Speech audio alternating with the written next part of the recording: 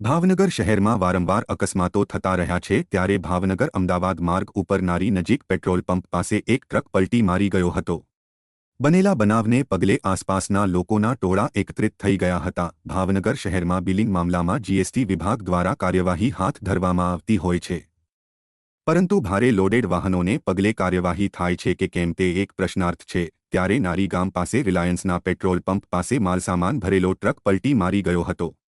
જો કે ટ્રક પલટી મારવાને કારણે કોઈને ઈજા તો થવા પામી નહોતી, પરંતુ ટ્રકમાં ભરેલા સામાનને લઈને ઓવરલોડ વાહન હોવાનું ચર્ચા રહ્યું છે।